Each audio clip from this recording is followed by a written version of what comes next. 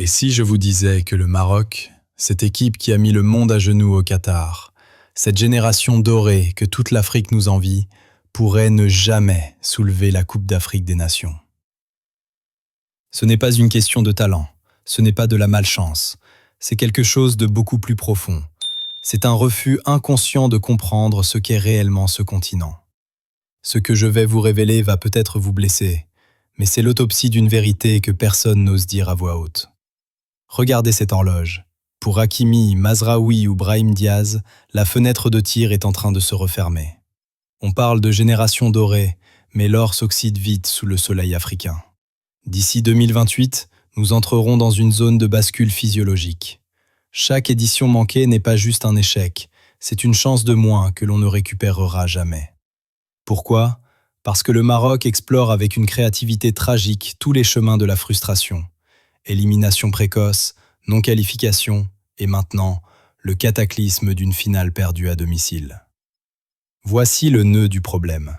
Le Maroc joue un football de standard UEFA. C'est propre, c'est structuré, c'est rationnel.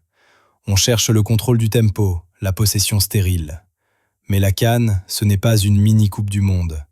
La CAN, c'est l'acceptation du chaos. En Afrique, la rationalité est une vulnérabilité. Pourquoi nos leaders lèvent-ils les bras au ciel au lieu de se replacer? Pourquoi cette demi-seconde de trop avant de frapper? Parce que dans notre psyché, on pense encore que la victoire se mérite par l'esthétisme. Erreur fatale. La CAN ne se mérite pas, elle se prend par la force brute. C'est la capacité à gagner sale, à gagner moche, à accepter de souffrir dans l'hostilité. Et pour l'instant, le Maroc est prisonnier de sa propre maîtrise. On parle souvent d'ADN. Le Maroc a l'ADN du beau jeu, mais il n'a pas l'ADN de la jungle. Regardez les équipes qui gagnent la CAN. Elles acceptent l'inconfort. Le Maroc, dès que l'adversaire allonge le jeu, panique.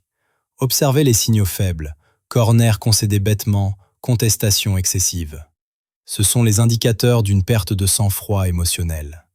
Walid Regragui a transformé cette équipe en bunker tactique, mais il n'a pas encore brisé le plafond de verre mental. On gagne des matchs amicaux avec des scores fleuves, c'est un mirage.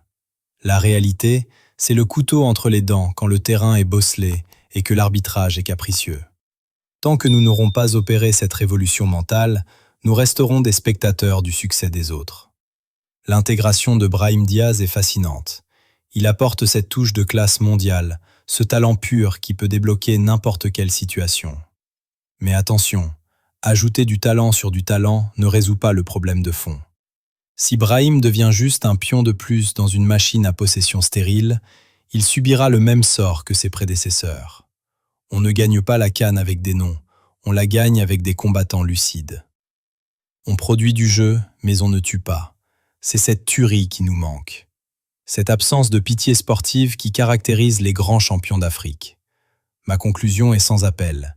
Le Maroc ne gagnera pas parce qu'il est le plus fort sur le papier. Il l'est déjà, et ça ne suffit pas. Il gagnera le jour où il acceptera que la victoire peut être imparfaite, douloureuse et dépourvue d'esthétisme. Nous devons cesser de regarder la CAN comme une compétition et la voir pour ce qu'elle est, une bataille de survie. La CAN ne donne rien, elle se prend. Alors, est-ce que vous croyez encore au sacre des lions ou est-ce que le plafond de verre est définitif? Dites-le moi en commentaire. C'était votre analyse. On se retrouve pour la prochaine masterclass. Merci d'avoir suivi la Foot Chrono.